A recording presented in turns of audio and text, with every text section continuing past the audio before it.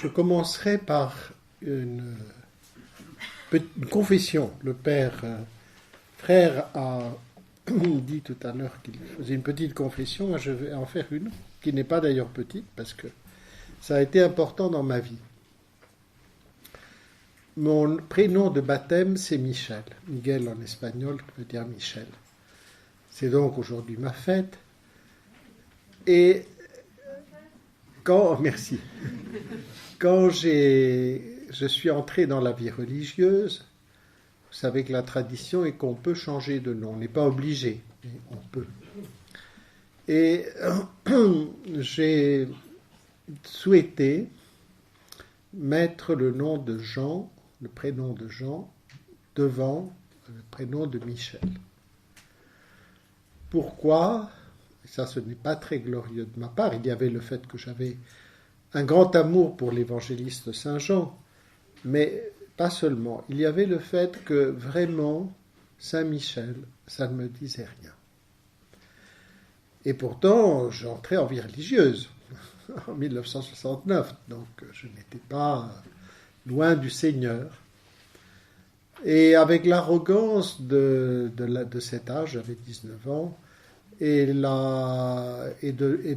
ma génération, qui est la génération 68, qui était prête à passer tout par profits et pertes, et mettre tout à bénéfice d'inventaire, je me disais, les anges, est-ce que ça là existe ? Est-ce que ce n'est pas des représentations d'un peuple encore archaïque dans l'Ancien Testament qui avait besoin de ça parce qu'il sortait du paganisme, il avait des divinités secondaires et donc il fallait lui parler un peu dans son langage, etc. Puis j'avais lu telle ou telle chose de tel ou tel exégète qui allait dans ce sens. Et je n'ai quand même pas osé le supprimer. J'aurais pu carrément le remplacer. Mais je ne l'ai pas fait, je pense, en grande partie par respect pour mes parents. Et le temps a passé. Et petit à petit, il s'est fait une prise de conscience. Un jour, je me suis dit, pendant mes études de théologie, mais si on enlevait, si on arrachait de la Bible toutes les pages où il est question d'anges, il n'en resterait pas beaucoup. Je vous assure, il n'en resterait pas beaucoup. Et non seulement dans l'Ancien Testament, où ils sont omniprésents, mais aussi dans le Nouveau Testament. Récapitulons. Les anges sont présents à l'Annonciation. C'est Gabriel que nous fêtons aujourd'hui, l'archange Gabriel. À la nativité du Christ, où il chante le Gloria. Présent ensuite au moment au désert, ils servent le Christ. Présent à son agonie. Présent à sa résurrection. Présent à son ascension. Et les écrits du Nouveau Testament nous disent que quand le Christ reviendra, il reviendra avec ses anges. Ses saints aussi, nous verrons que c'est en premier les premiers saints, ceux qui ont été les premiers des saints, c'est les bons anges. Donc, vous voyez, difficile d'évacuer les anges sans jeter aussi le bébé avec l'eau du bain. Ça adhère. Et puis, j'ai lu un numéro de la vie spirituelle, il y a fort longtemps, mais j'étais encore aux études, qui était le témoignage des ermites. Et là, j'ai été très impressionné de voir comment les ermites, qui vivent dans la solitude, les ermites très radicaux, ceux qui vivent vraiment dans des lieux reculés, voire très peu souvent des personnes humaines, Ces ermites parlaient d'une certaine manière un peu comme les pères du désert, chez qui aussi les anges sont très présents. Et c'était aujourd'hui, et c'était mes contemporains.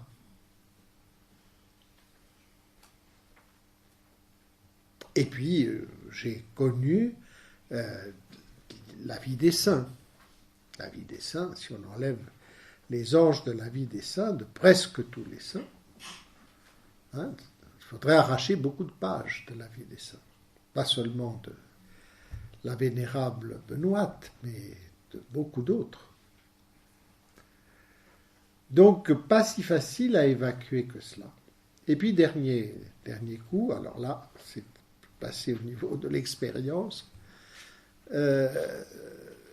J'ai fait à un moment donné une longue retraite de 15 jours, pas seulement en silence dans un monastère, mais dans un monastère des Sœurs de Bethléem, qui était dans une chartreuse, et où elles m'ont mis à ma disposition, c'est une ancienne chartreuse, donc j'avais là une cellule de chartreux.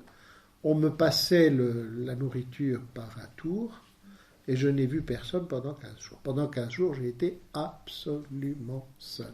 Je n'ai pas vu un être humain. Elles étaient là, les sœurs, puisque me passaient ça tous les matins. Il y avait un petit signe d'une présence humaine par le repas qu'on me mettait dans le tour. Mais après, j'étais seul. Et c'est une expérience très, très impressionnante. Soudain, je l'ai fait 2 fois, et à 2 reprises. Déjà, quand on entre dans le silence, dans un monastère, et qu'on fait une vraie retraite en silence, il y a déjà comme une dilatation de la perception spirituelle. Mais alors, quand on passe à la solitude, silence plus solitude, pas pareil. Alors là, comprenez, le rapport avec les humains, on ne l'a plus. Et à ce moment-là, le monde invisible se rend extrêmement présent. Oh, je vous rassure, je n'ai pas eu les perceptions dont parlait le Père tout à l'heure, sensibles, etc. Mais soudain, c'est imposé à moi, mais comme une sorte d'évidence intérieure, spirituelle, comme une certitude, disons, pour être rigoureux, parce que, évidemment, ce n'est pas une évidence rationnelle, mais une certitude spirituelle, le monde invisible, c'est-à-dire des anges et aussi des âmes, des défunts, des âmes du purgatoire, des bienheureux du ciel, de tout ça. Et je me suis rendu compte que, d'ailleurs j'ai demandé au Seigneur dans ma prière, j'étais tellement impressionné, mais Seigneur, pourquoi est-ce que je ne perçois pas cela dans ma vie ordinaire? Et j'ai eu la réponse intérieure, par une sorte de parole intérieure, une perception intérieure, parce que tu as trop de bruit. Comme tu vois beaucoup de gens, tu es occupé dans beaucoup de choses, tu as beaucoup de relations humaines, ben, tu ne peux pas percevoir ça. C'est beaucoup plus subtil, et les communications ordinaires, l'arbre te cache la forêt. Et à peu près dans ces mêmes années, il y a eu les premiers otages du Liban. Je ne sais pas si vous vous souvenez, un d'eux vient d'ailleurs de mourir, j'ai vu Roger Hawke. Des gens qui ont donc été pris en otage. Alors à l'époque, grâce à Dieu, on ne les égorgeait pas, mais on les a gardés pendant des mois, sinon des années, dans des conditions d'isolement total. Mais on ne sait pas très bien pourquoi ni comment, je me manque les tenants et les aboutissants. Ils ont dit qu'on leur avait laissé, on leur avait même procuré une Bible. Et ils avaient eu la Bible. Et tous ont fait. C'était des personnes qui, chacun avait des origines familiales assez différentes, au point de vue histoire familiale, au plan religieux, mais tous ont fait une expérience spirituelle très très profonde. Et chez certains, ça les a conduits à une vraie, réelle conversion. Donc, vous voyez, je me suis rendu compte combien c'était tout simplement que j'avais prétendu, de mon arrogance de jeune homme, retailler la foi à la mesure de ma surdité. Ben oui. Au lieu de dire, il est normal que nous ayons dans le donné de foi, dans ce dépôt de la foi dont parlait le Père Frère tout à l'heure, qu'il y ait des domaines qui nous soient plus difficiles, dans lesquels nous n'arrivons pas à mettre un contenu. Mais là, on peut avoir deux types de réactions. Ou bien une réaction arrogante, de dire bon, voilà, c'est pas crédible, c'est ridicule, c'est pour les enfants, etc. Et envoyer ça balader d'un revers de main. Soit de se dire, mais peut-être que t'es assez pauvre et tu ne perçois pas ces choses, mais pense que la foi, c'est un nous croyons, c'est un je crois, mais qui est toujours inséré dans un nous croyons. Et que les bénéficiaires de la révélation de l'Ancien Testament et du Nouveau Testament ont eu l'expérience des anges, que les saints ont eu l'expérience des anges, que les ermites ont aujourd'hui l'expérience des anges, que des gens pris en otage et gardés isolés font l'expérience du monde de l'au-delà, et que donc peut-être que si toi-même tu acceptais de faire davantage de silence, d'entrer en solitude, etc., cette expérience aurait été à ta portée. Je dis ça, transposer ça dans que chacun transpose cela pour les domaines de la foi qui lui sont plus obscurs. Vous voyez, ça a été une maladie de notre génération, parce que je vois quand même je ne suis pas seul d'être de ces générations 68, ont eu la grande arrogance de décréter ce qui était crédible et ce qui n'était pas crédible. Et c'est ridicule parce qu'on le décrétait sur la base de quoi ? On le décrétait sur la base de la culture ambiante, de ce qui est disponible à croire dans une culture. Chaque culture a un peu son disponible à croire. On est prêt à croire de foi humaine, parce que il y a beaucoup de choses que nous croyons de foi humaine. Nous ne pouvons pas tout vérifier. Il y a beaucoup de choses, même de la science et tout ça, où le commun des mortels, nous faisons confiance. Quand nous montons dans un avion, nous ne savons pas exactement comment ça marche. Mais on fait confiance. Cette confiance est une foi humaine. Donc il y a beaucoup de choses que nous sommes prêts à croire de foi humaine, et nous avons tendance à réduire la foi théologale à cette foi simplement culturelle, humaine.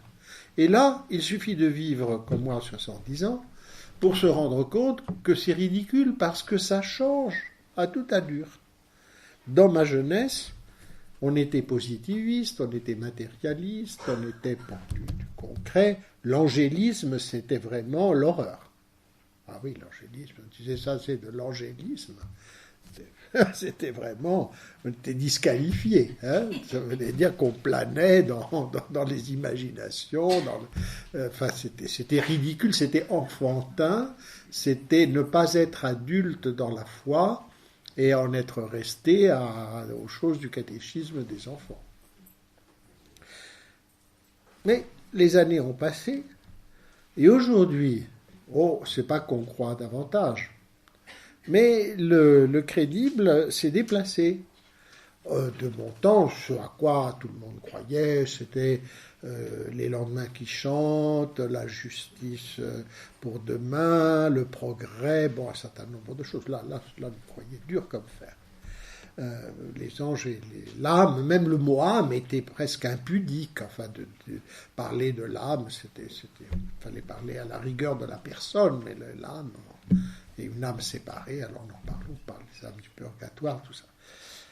Aujourd'hui, vous parlez à des jeunes, vous essayez de les intéresser. Parfois, ils ne sont pas très intéressés, ils ne sont pas plus intéressés à la limite que les nôtres par le message chrétien, spontanément. Mais si vous leur parlez de démons, plus encore que d'anges, des anges, comme les démons sont des anges, ça les intéresse. Alors là, vous avez un auditoire extrêmement réceptif. Donc l'angélisme, il est tout à fait à la mode. Ça durera ce que ça durera. Aucune culture n'est que positive. Elle a ses pierres d'attente et elle a ses points aveugles. Donc il faut être extrêmement heureusement que l'Église ne retaille pas comme voudraient certains, qu'elle le fasse, que certains théologiens voudraient qu'elle le fasse, qu'elle ne retaille pas à chaque génération son dépôt de la foi en fonction de ce qu'une époque, un milieu, une mode, une culture est prête à écouter. Parce que si elle avait fait ça au cours des siècles, il ne resterait rien de la foi chrétienne. Chaque fois, on aurait découpé par-ci, on aurait découpé par-là. Et quand on a compris ça, ça vous libère de tout un certain rapport à ce que promeuvent certains théologiens, qui veulent vous. Et moi, j'étais bien de ma génération, j'étais un peu comme ça. Et puis, voilà, l'expérience, la grâce, etc. aidant. Donc les anges existent, mais effectivement, les anges ne sont pas accessibles de manière immédiate et absolument certaine à la seule raison, à la seule intelligence naturelle. C'est comme ça. Dieu l'est, à condition d'avoir une intuition métaphysique en soi qui peut être très simple. Il y a beaucoup de gens qui l'ont.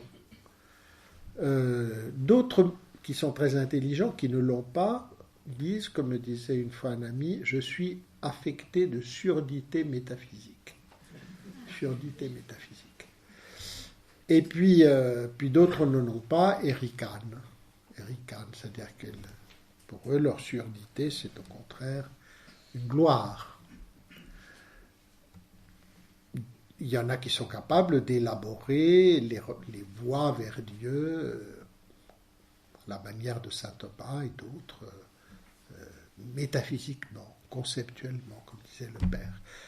Ça, ils sont peu nombreux. Mais le sens métaphysique est très répandu et souvent chez les personnes les plus simples. Seulement, conceptuellement, on n'arrive pas autant pour Dieu, bien guidé, etc., on arrive à comprendre que tout ce qui existe doit dépendre d'un être absolument parfait, premier, nécessaire. Vous voyez, c'est les fameuses voies. Parce qu'on est tout dans un monde changeant, contingent, qui bouge, et il faut bien que tout cela s'accroche, reçoive l'être de quelqu'un qui l'a en plénitude, et qui donc n'est pas dans le devenir. Mais ça, on peut le faire pour Dieu. Mais pour les anges, non, parce qu'ils sont entre deux. Entre Dieu et nous. Ce sont aussi des créatures. Elles sont spirituelles. Néanmoins, on peut dire un certain nombre de choses. C'est-à-dire qu'on peut faire l'expérience de la transcendance de notre âme par rapport à notre corps.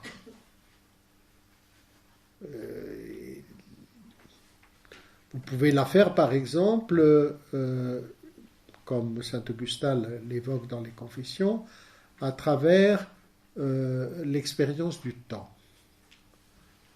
Je vous donne un exemple, si ce que je vous dis vous intéresse dans cette conférence, vous ne verrez pas passer le temps et quand on arrivera à la fin de l'heure, vous direz, tiens, déjà, si au contraire je vous ennuie, je ne vous intéresse pas, vous allez regarder X fois la montre et vous aurez l'impression que l'aiguille ne bouge pas, qu'elle est comme clouée. Tiens, mais elle n'a pas bougé. Je pensais quand même que ça faisait un quart d'heure que j'avais regardé, là ça ne fait que 2 minutes. Donc ça veut dire que vous avez une perception du temps intérieur qui est propre à votre esprit, qui n'est pas la même que la perception objective, celle que mesure le mouvement de la montre. Donc ça veut dire que votre monde intérieur, votre âme, a sa mesure de mouvement qui n'est pas la même. Si votre âme reste très saisie par ce qui est dit, et ça c'est encore plus fort, par exemple, dans certains moments d'oraison, dans un recueillement, elle va avoir presque l'impression de sortir du temps. Parce que vous n'aurez pas de pensées successives. Si au contraire vous vous débattez avec 36 distractions, évidemment l'heure va vous sembler très longue, parce qu'il y aura beaucoup de mouvements dans votre âme. Et le temps est la mesure du mouvement. Seulement, autre est le mouvement du corps, du cosmos autour de nous, et autre le mouvement de l'âme et de l'esprit. Donc, pressentir que l'esprit a en quelque sorte une vitalité qui, d'une certaine manière, ne dépend pas de la matière, est très intéressant, parce que cela permet de se dire qu'il n'est pas contradictoire. On ne peut pas dire, du coup, les anges existent, mais on peut dire, il n'est pas déraisonnable, il n'est pas contradictoire que des esprits sans corps puissent exister. Les anges, et puis l'âme séparée après la mort aussi. Donc aujourd'hui, elle est passée à la trappe, à tel point que dans les prédications d'enterrement, de sépulture, on passe directement dans beaucoup de sermons de la mort à la résurrection. Et l'entre-deux, ce qu'on appelle l'eschatologie intermédiaire, elle n'existe plus. Et il y a des prêtres qui disent « Ah oui, mais que comme il n'y a pas de temps dans l'au-delà, eh bien, disent-ils, parce que c'est faux, il y a un temps, des âmes et des esprits, mais qui n'est pas le temps matériel qui est le nôtre. Ils disent, du coup, quand la personne meurt, elle est déjà à l'instant de la résurrection, puisqu'elle a enjambé tout le devenir du temps. Et ça se dit fréquemment. Parce qu'on a complètement zappé, on a complètement sauté la dimension de la vie propre à un esprit et la temporalité propre à un esprit, qui a un temps qui mesure son mouvement spirituel. Donc, les anges, métaphysiquement, on peut dire qu'il est possible qu'ils existent. Et même, on peut aller au-delà et dire qu'il est même probable qu'ils existent. Je suis au plan rationnel. On passera après à la foi, à la révélation. Probable qu'ils existent parce qu'il semble étrange qu'alors que nous voyons, par exemple, dans les créatures matérielles, tous les degrés de la perfection, depuis, prenons la vie, depuis les amibes, les protozoaires, les choses les plus simples, en quelque sorte, jusqu'au corps de l'homme, vous voyez, tous les degrés intermédiaires sont là. Alors, au niveau de l'esprit, on sauterait de notre esprit incarné, qui est quand même assez modeste, comme perfection d'esprit, directement à Dieu, qui est l'esprit incréé, alors, sans qu'il y ait du tout des degrés intermédiaires. Voyez, ce n'est pas... Et c'est si vrai que dans l'histoire de l'humanité, on ne l'a pas cru, jusqu'à une époque où le rationalisme a tout raplati, en quelque sorte. Si vous prenez toutes les cultures traditionnelles, le fond religieux le plus archaïque de l'humanité s'appelle le chamanisme. C'est le monde des esprits, si vous voulez. C'est la sorcellerie, vous trouvez ça dans le fond le plus archaïque de l'humanité. C'est donc qu'ils croient aux esprits. Les cultures les plus primitives, entre guillemets, croient aux esprits. S'intéressent même plus aux esprits qu'à Dieu. Parce que Dieu, leur semble inaccessible. Il est comme vraiment dans un au-delà un peu inaccessible. En revanche, les esprits, ils sont un peu partout. Et les paganismes, alors plus organisés en religion, les idolâtries, si vous voulez, ont organisé ce monde des esprits en leur donnant des noms, en leur concevant toute une histoire entre eux, etc. Ça a donné les différents panthéons, les différents ensembles. Par exemple, celui, pour nous occidentaux, de notre mythologie gréco-romaine, avec Vénus, Mars, etc. D'ailleurs, vous remarquerez qu'ils correspondent aux planètes. Pourquoi ? Parce que très vite, ce monde des esprits, ils l'ont cherché dans le ciel. Ils ont cherché sa manifestation dans le ciel. Et le ciel les a fascinés. Et il suffit d'avoir l'occasion vraiment d'être dans un endroit où on voit bien le ciel. J'imagine que ça doit être le cas ici. Parce que l'air est assez sec et assez pur. Mais c'est absolument fascinant. Pourquoi ? Parce que ce qui a toujours fasciné les hommes, c'est que le ciel a les constellations des étoiles, qui est pratiquement fixe. En réalité, il bouge, mais sur des siècles. Mais à mémoire d'homme, c'est un monde absolument fixe. Les fameuses constellations qu'ils ont nommées, qui sont évidemment apparentes, purement apparentes, c'est parfois des étoiles qui n'ont rien à voir les unes avec les autres, mais qui forment, qui dessinent un certain nombre de figures dans le ciel. Et sur ce monde d'étoiles fixes, qu'est-ce qu'ils voyaient ? Ils voyaient d'autres luminaires qui, eux, se déplaçaient. C'était les planètes. Mais ils ne savaient pas que c'était les planètes. Et donc ces planètes faisaient des mouvements erratiques, puisque c'était des mouvements apparents. Alors, ils avancent, ils partent sur le côté, ils régressent, etc. Et ils se promènent sur le fond des constellations. Et l'astrologie est fondée sur cela. Les planètes, Vénus ou le Soleil, ça, il est dans telle constellation, il est dans telle constellation, dans les signes du zodiaque. Et les signes du zodiaque, avec ce jeu entre constellations et planètes, constellations fixes et planètes mobiles, c'est la base de l'astrologie qui a été déjà une rationalisation, si vous voulez, une première rationalisation du monde des esprits, parce que c'était comme incorporel, puisque c'était des luminaires inaccessibles, incorruptibles, on les voyait, ça ne bougeait pas.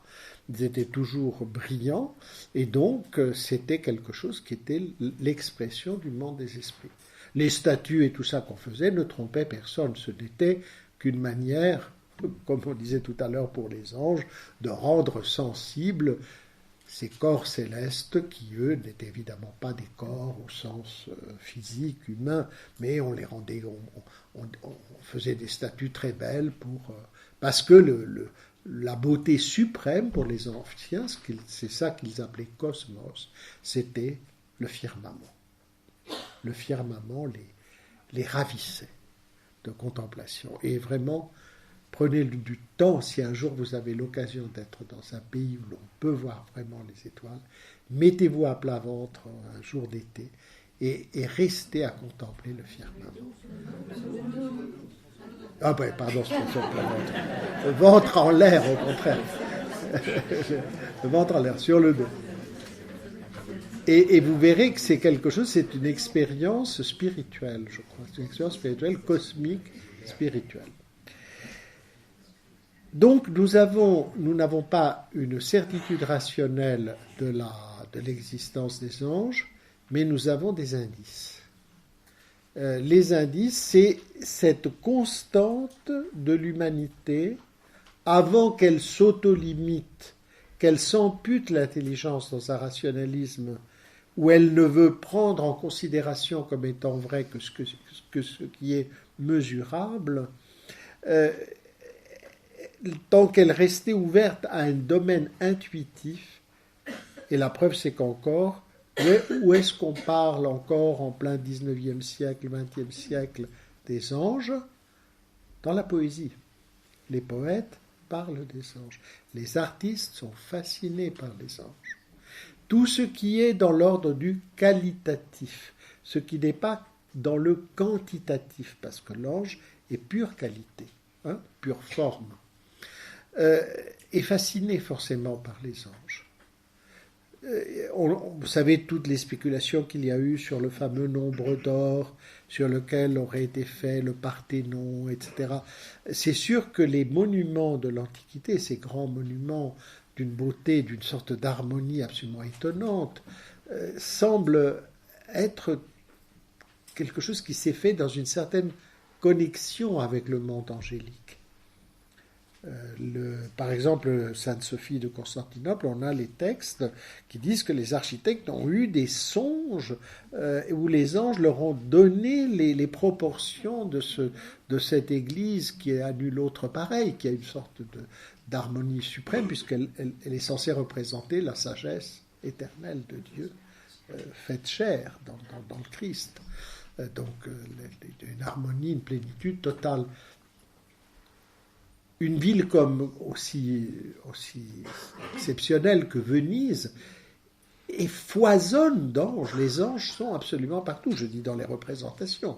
Et j'imagine que s'ils sont si présents dans les représentations, c'est que d'une certaine manière, cette ville qui est un peu comme entre ciel et terre, entre l'eau et l'air, a quelque chose d'angélique. Vous voyez, je vous parlais des grands docteurs du Moyen-Âge qu'on a spontanément appelés de noms d'anges, docteur angélique, docteur séraphique.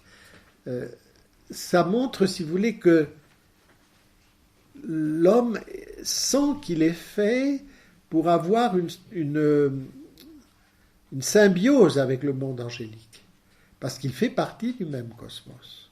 La création est une. Même quand nous parlons du monde angélique, moi-même je mis ce titre, le monde invisible des anges, c'est pas attention, c'est le même univers. Hein.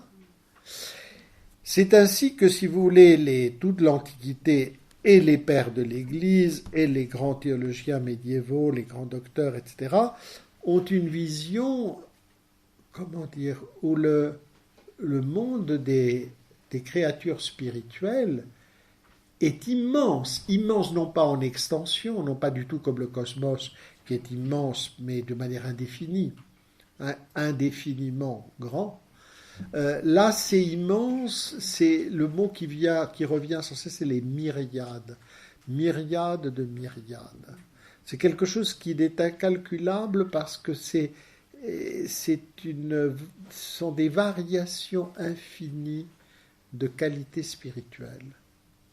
Mais c'est quelque chose qui ne se perçoit qu'au niveau qualitatif. Nous sommes dans un monde de qualité pure, en quelque sorte. Et pour eux, ce monde était immense, comme une sorte, imaginons un grand continent, si vous voulez, comme si on dit souvent que l'Europe est comme l'appendice de ce continent asiatique qui prend depuis la Sibérie, la Russie, etc.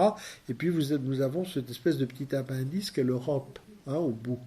Eh bien, les pères et les médiévaux se représentent le monde comme ça, c'est-à-dire que Dieu a créé une création invisible, immense, mais immense dans le qualitatif, pas dans la grandeur des dimensions, mais immensément variée, et comme un appendice de les esprits les plus petits, les plus humbles de cette création spirituelle, il les a créés corporels.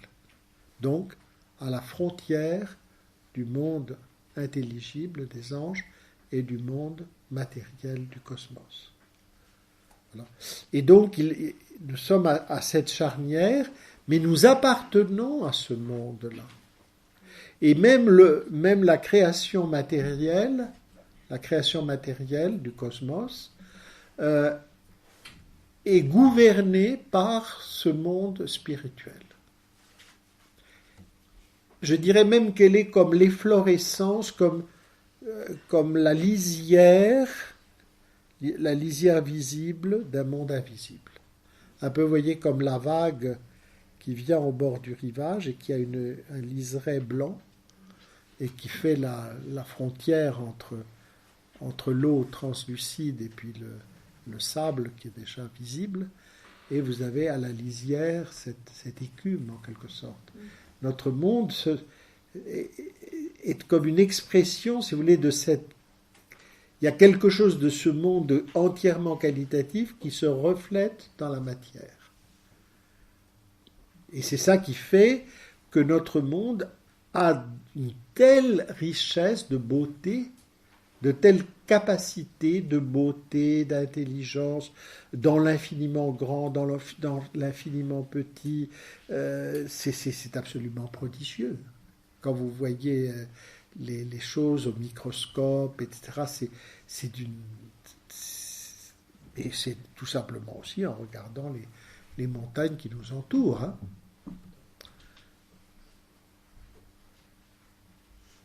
Maintenant, donc il y a cet indice, si vous voulez aussi, que la matière n'est pas fermée sur elle-même. Et ça, la physique contemporaine, l'astrophysique, la physique des physiciens, hein, va dans ce sens. À tel point que les physiciens reconnaissent aujourd'hui que la matière peut avoir des états extrêmement différents. Et vous savez qu'il y a ces fameux trous d'antimatière dans le cosmos, ces trous noirs qui absorbent de la matière et on ne sait pas qu'est-ce qu'ils en font et où est-ce qu'elle ressort, cette matière. Enfin, si vous voulez, la vision qu'on pouvait avoir encore au XIXe siècle d'une sorte de cosmos reposant sur un matérialisme serein est absolument n'est plus du tout tenable. Vous avez des physiciens qui très sereinement vous disent qu'il y a peut-être plusieurs univers. Ils parlent de plurivers. C'est-à-dire que notre univers peut être doublé en ce moment même par d'autres univers avec un autre état de la matière, sans que nous sachions les passerelles qui peuvent exister entre l'un et l'autre.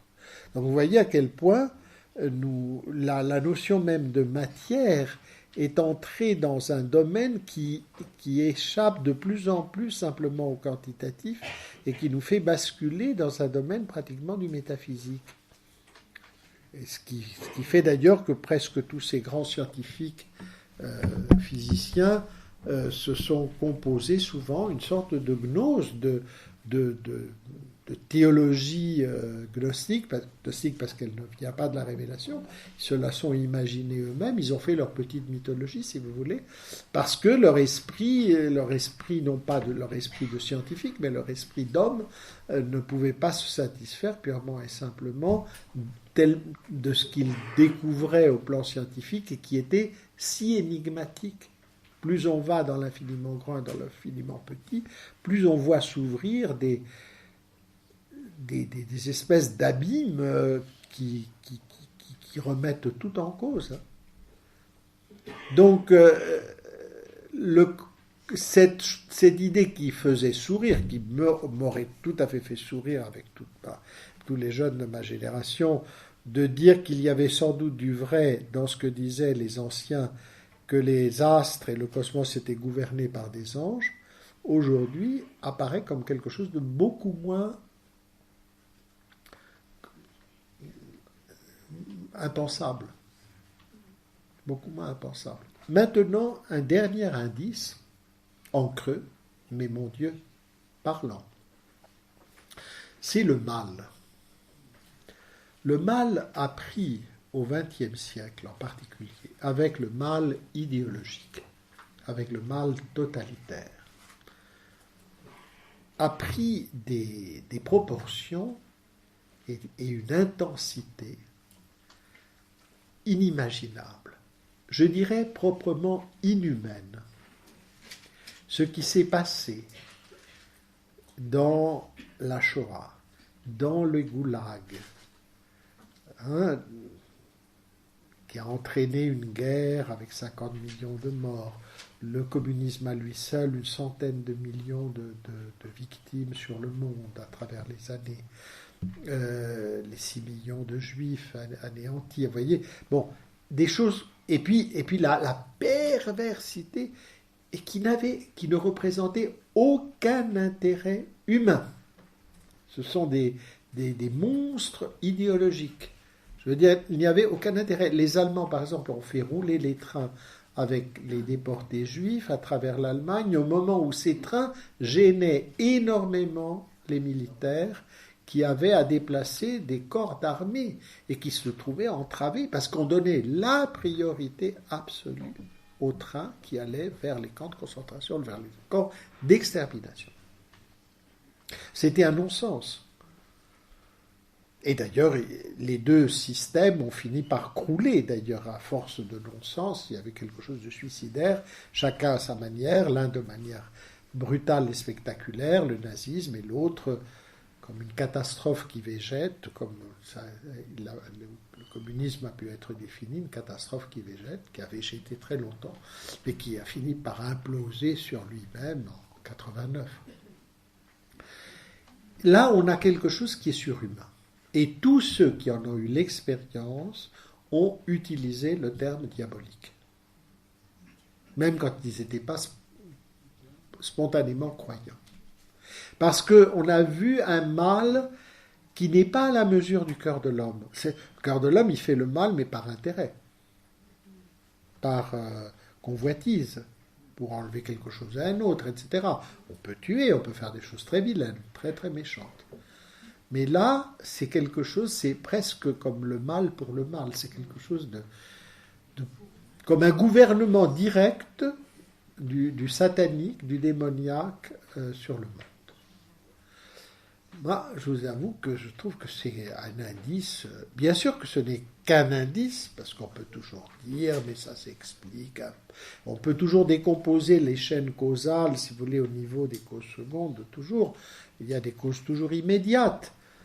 Mais globalement, et ça a frappé tous ceux qui ont été pris dans ces systèmes, il y a là quelque chose qui est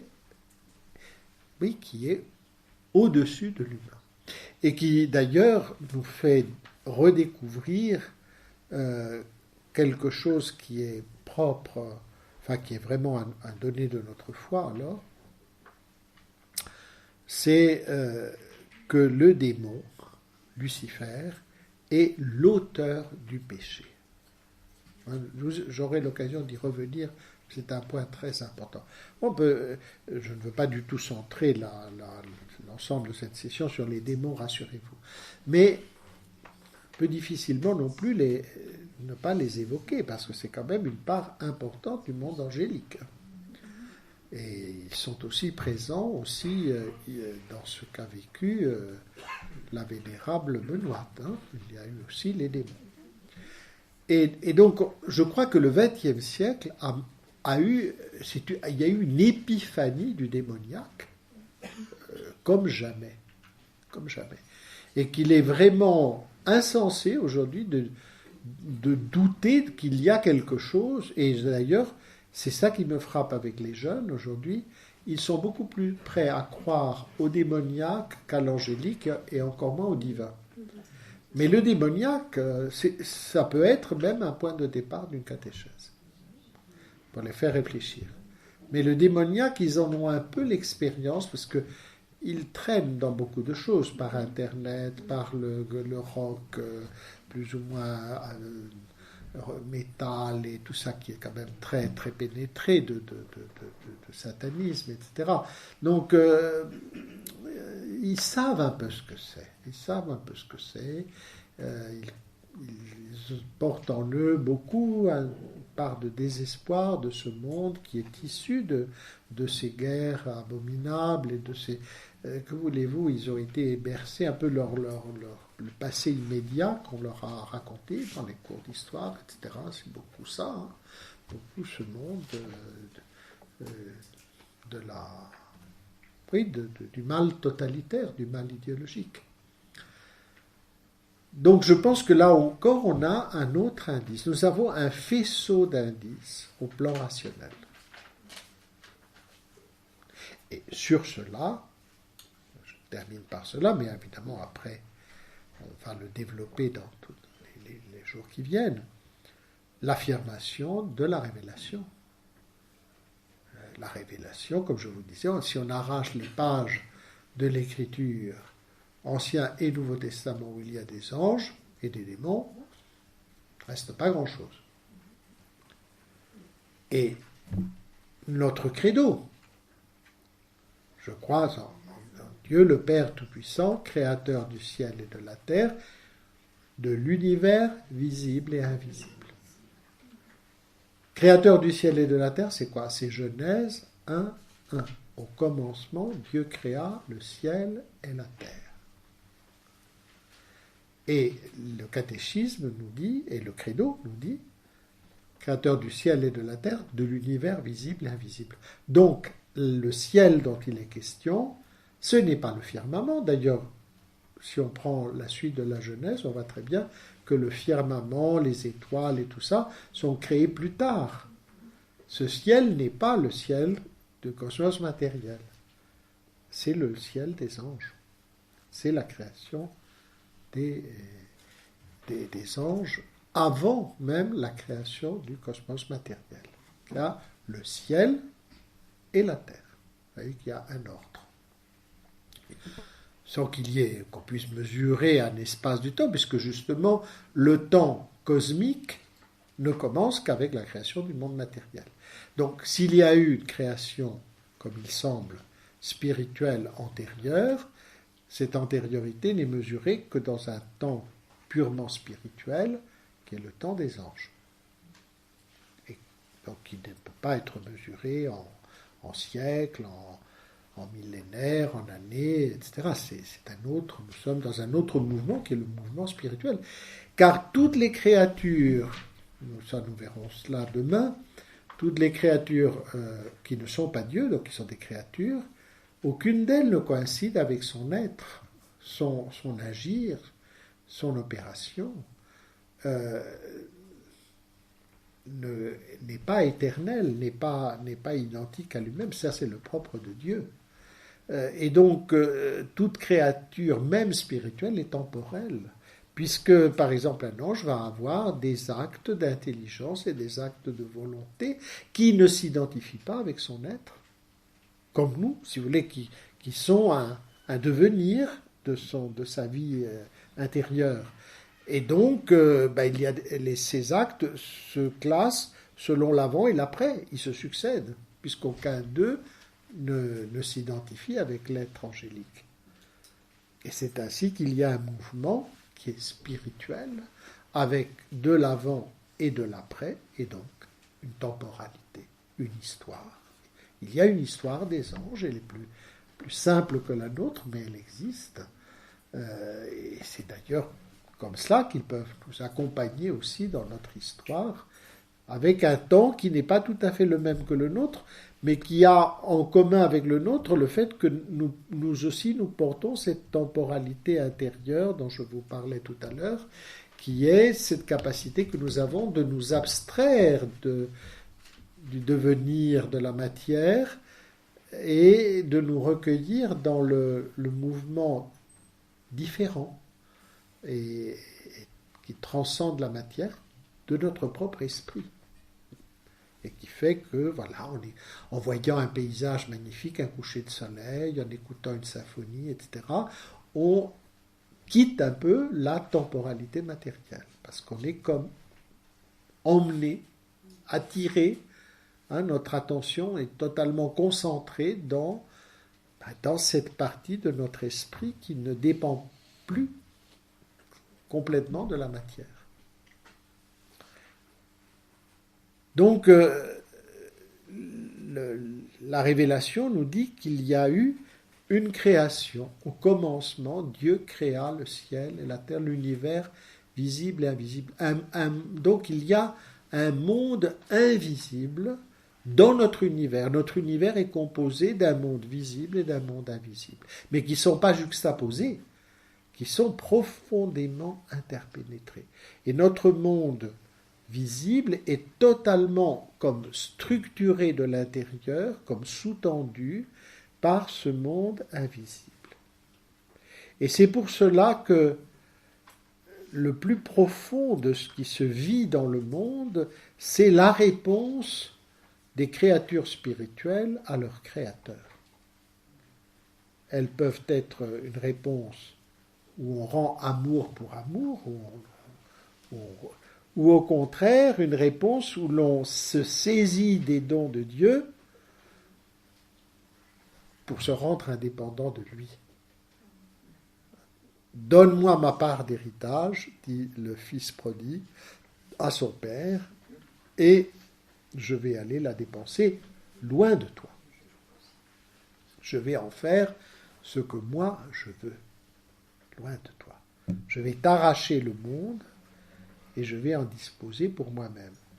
Et vous remarquerez que l'enfant prodigue, quand il fait ça, il finit par tomber aux mains de qui?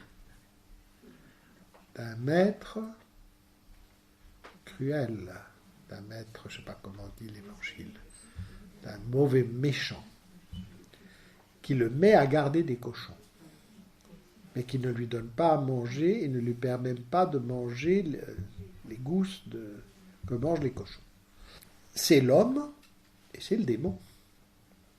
L'homme, c'est l'enfant prodigue, qui a rompu avec son père depuis l'origine, depuis le péché originel.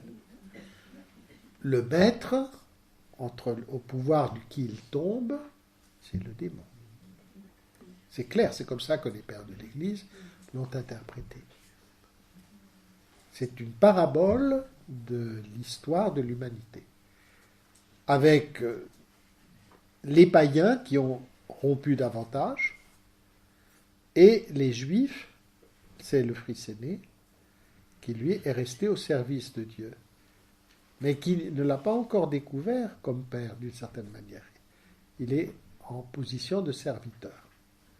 Il voudrait quand même que le père reproche à son père de ne pas lui donner sa part d'héritage, pas sa part d'héritage, mais un chevreau de temps en temps, qui est plus modeste, pour le manger avec des amis, pas avec le père, avec des amis. Lui aussi de son côté. C'est très intéressant cette parabole.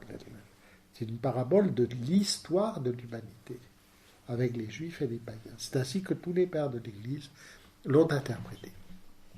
Et je crois que ça correspond vraiment à l'intention. Donc pour la Bible, les anges sont comme l'armature de l'univers créé. C'est eux qui donnent, qui structurent ce monde. Dans le livre de Job, vous avez un passage au chapitre 38, versets 6 et 7, sur la création.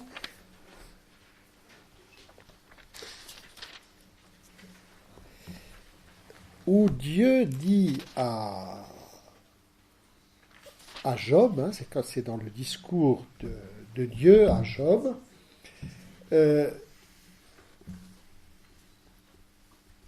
qui posa la pierre angulaire du monde parmi le concert joyeux des étoiles du matin et les acclamations unanimes des fils de Dieu. Qui posa la pierre angulaire du monde parmi le concert joyeux des étoiles du matin et les acclamations unanimes des fils de Dieu. Ici, toute la tradition voit, et à mon avis tout à fait à juste titre, qui sont ces fils de Dieu ou ces étoiles du matin? Ce sont les anges, les bons anges, qui acclament la création matérielle, l'acte de la création matérielle. Quand Dieu pose la pierre angulaire de cette création matérielle, de ce cosmos matériel. Et il y a déjà le concert joyeux des étoiles du matin. Nous reviendrons à cette idée de concert ou de chœur angélique. Vous voyez, c'est pas par hasard que nous avons des images qui rapprochent de la musique. On a parlé, à propos de Benoît, des oiseaux qui chantent, etc. Hein, il y a une dimension de musique et d'accords hein, chanter dans le cœur ou en chanter extra chorum, chanter hors du cœur et perturber complètement l'harmonie. Eh bien, les étoiles du matin sont les fils de Dieu. Les anges sont devenus fils de Dieu en accueillant la grâce qui les a fait dépasser la connaissance de Dieu qu'ils avaient comme créatures spirituelles pour entrer dans la révélation de la Trinité. Et ils sont devenus fils de Dieu, comme nous sommes appelés à devenir fils de Dieu. Et ces fils de Dieu sont comme les étoiles du matin. Pourquoi les étoiles ? Pourquoi le matin ? Parce qu'on est au matin de la création, commencement de la création. C'est les premiers créés, c'est les anges. Pourquoi les étoiles ? Parce que, avec toute l'Antiquité, pour eux, c'était le monde du firmament. Donc les étoiles, ce sont les anges. Et là, on prend quelque chose qui, dans le paganisme, n'était pas faux, de penser qu'il y avait cette création spirituelle qui était comme l'armature, le firmament métaphysique du cosmos.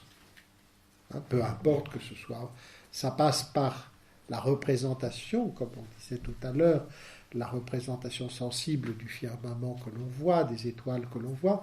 C'était une métaphore pour eux de cette réalité d'un monde spirituel qu'ils croyaient voir manifesté dans le firmament. Mais ça ne dépendait pas du firmament.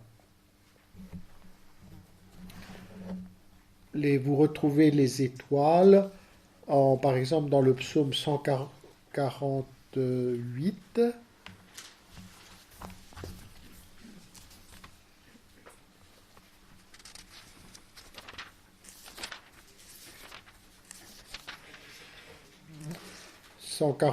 Dans la numérotation de la Bible, versets 2 et 4.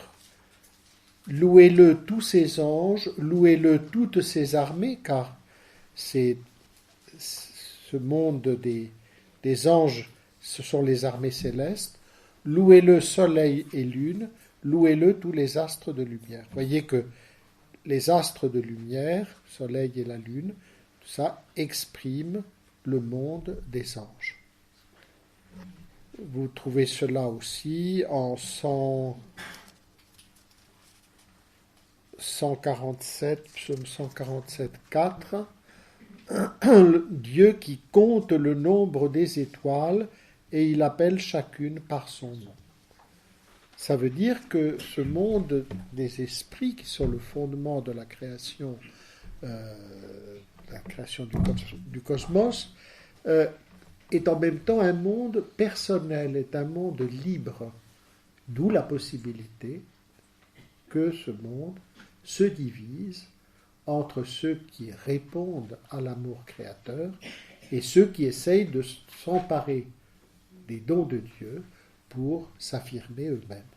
Vous voyez aussi dans Baruch, dans le prophète Baruch, à la suite du livre de Jérémie,